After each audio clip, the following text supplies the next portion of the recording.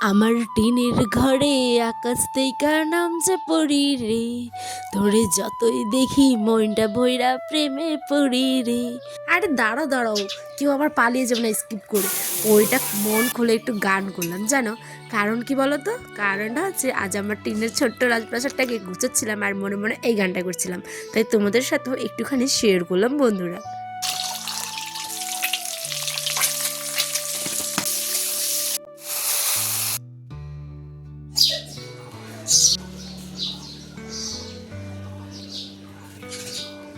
টিনের হোক কিংবা রাজপ্রাসাদ, নিজের বাড়ির মতো শান্তি হয়তো কোথাও পাওয়া যায় না। এই কথাটা একদম সত্যি বন্ধুরা, তাই না? সুপ্রভাত, আমার একটি ছোট্ট ব্লগে তোমাদের সকলকে স্বাগত। আমার এই টিনের ঘরের গল্প নিয়ে আজকের একটি ছোট্ট আয়োজন। দেখো তো, সকাল বাজে এখন 8টা।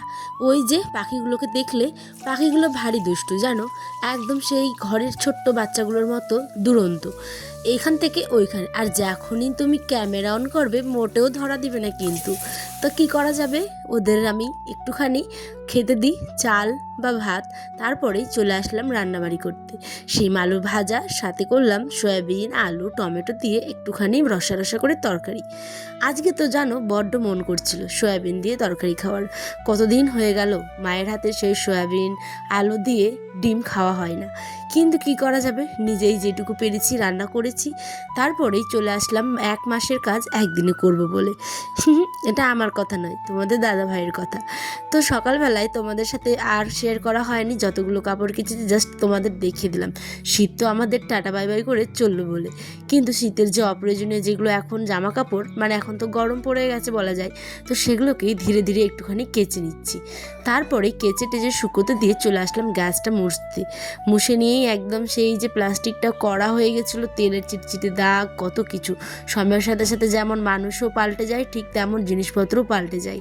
তো আমার এই ছোট্ট টিনের ঘরটাই আমার কাছে একটা রাজপ্রাসাদের সমান। মোটেও মনে করো না, এটা একদম আমার মনের কথা।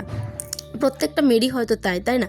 যার কাছেই হয়তো 20 তলা বিল্ডিংও থাকতে পারে, কিন্তু আমাদের কাছে যার যেটা, তার কাছে সেটাই অনেক দামি। চাইলে কিন্তু একটা মানুষ অনেক কিছুই করতে পারে, তাই না? কিন্তু তার জন্য সঠিক সময় চাই। আর এই যে বাড়ি করা দেখছো, হয়তো আমরা চাইলে করতেই পারি, কিন্তু এখনই করছি না। সেটাও কেন না কেন সমস্ত কিছু তোমরা আস্তে আস্তে আমার ব্লগে দেখতেই পাবে। তো চলো, আমার এই ছোট্ট ঘর বারান্দাটাই আমার রান্নাঘর। তো এই রান্নাঘরটাকেই একদম পরিষ্কার করলাম রোজা আসার আগেই। দেখো, রোজা আর হাতে গোনা মাত্র 2টা দিন। তোমরা আজকে ব্লগটা দেখতে পাবে, কিন্তু আর 2টো দিন পরেই নাকি রোজা, মানে বুধবার রাত্রে খাবে, বৃহস্পতিবার থেকে আমরা রোজা থাকবো। তো তার আগেই ভাবলাম চলো, কেননা আমি আমার এই ছোট্ট সেলফটা, যেখানে আমি আমার আনাজ মশলাপাতি সমস্ত কিছু রাখি, সেটাকেই একটুখানি পরিষ্কার করে নিই। অগোছালো দেখতে আমার আবার ভালোই লাগে না। আর ওই যে দেখলে আমার ঘরের চড়ুই পাখি, তারা আমার সারা জীবনেরই সঙ্গী জানো। সত্যি কথা বলতে, আমার সকালে ঘুম ভাঙে তাদের ডাক শুনেই। জানো বন্ধুরা, আরেকটা অদ্ভুত ব্যাপার আমি ফিল করেছি, আমার এই ছোট্ট টিনের ঘরটা আমার মতোই তাদেরও পছন্দ, সেই চড়ুই পাখিগুলোর। তো তারা না এই গরম হোক কিংবা ঠান্ডা, সব সময় আমার ঘরেই থাকে, আর এমন সুন্দরভাবে বাসা তৈরি করে যে কি বলবো। তো চলো, সমস্ত কিছু রেডি করতে গিয়ে দেখি একটুখানি মিষ্টি মৌরি ছিল। তো সেই মিষ্টিটা খেতে দারুণ লাগে। মিষ্টি মৌরিগুলো কিন্তু প্যাকেট হিসেবে পাওয়া যায়, এই যে শেষ হয়ে গেছে, পুরো ডাব্বা ভর্তি ছিল। আমার দেখো কত ক্যারি ব্যাগ জমেছে, মানে ওই যে 2টা লোক, কিন্তু কত পরিমাণে কাগজ, কত পরিমাণে থালাবাটি হয়, কত জামা কাপড় হয় ভাবতে পারবে না, শুধুমাত্র ক্যারি ব্যাগ। কিন্তু এগুলোকে আমি ভাবলাম ফেলে না দিয়ে এগুলোকে ঝেড়ে টেরে একেবারে গুছিয়ে রাখি একটা ব্যাগের মধ্যে, কারণ যখন আবার কোনো দরকার লাগে তখন এদেরকেই আবার খুঁজি।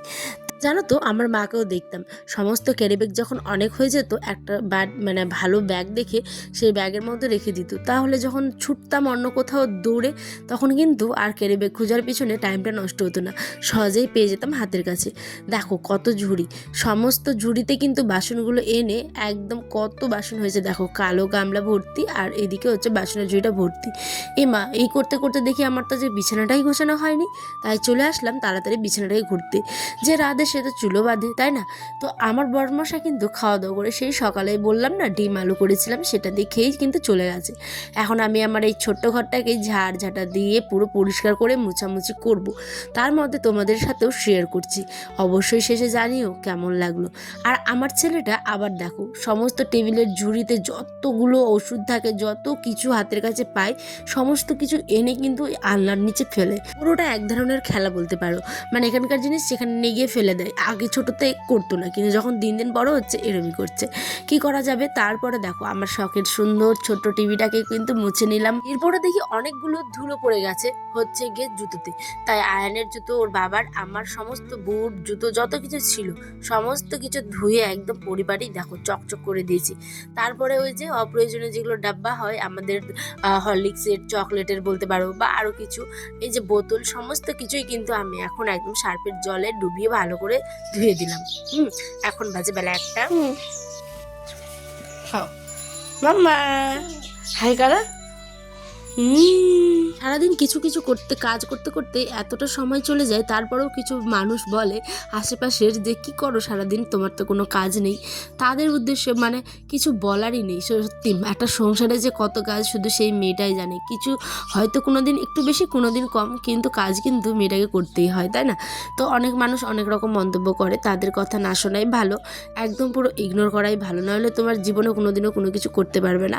আমার আজকের ব্লগটা রাত্রের বেলা কী করেছি না করেছি, রাত্রেবেলার সমস্ত কিছু, একটা পার্সেল আসবে আমার মিশো থেকে, তারপরে আয়নার আব্বা হাট থেকে কি সুন্দর সুন্দর মাছ নিয়ে এসেছি, অবশ্যই আগামী দিনের ব্লগে তোমাদের সাথে শেয়ার করবো বন্ধুরা। আজকে অলরেডি 6 মিনিটের হয়ে গেছে। তো দেখো সমস্ত কিছু গুছিয়ে আমি একদম পরিপাটি করে নিয়েছি। এদিকে আমার ছোট্ট কিছু আর্টিফিশিয়াল ট্রি ছিল, সেগুলোকেও খুব ভালোভাবে যত্নে একদম গুছিয়ে রেখে সমস্ত কিছু মুছে পরিষ্কার করেছি। তাই এখন রাতের আবার রান্না বসাবো। আগামী দিনের ব্লগটা দেখতে ভুলো না কিন্তু। আর এই ব্লগটা কেমন লাগলো অবশ্যই কমেন্টে জানিও। এখন একটুখানি মুড়ি চালাতে চেলে নিব, বড্ড খিদে পেয়েছে গো। এখন বাজে বিকেলবেলা, গেলাম ভিডিও আপলোড করতে। তারপরে দেখো তোমাদের দাদাভাই কত কিছু এনেছিল, সমস্ত কিছু আগামী দিনের ব্লগে শেয়ার করবো। টাটা, আবারও গল্প হবে আমাদের অনেক।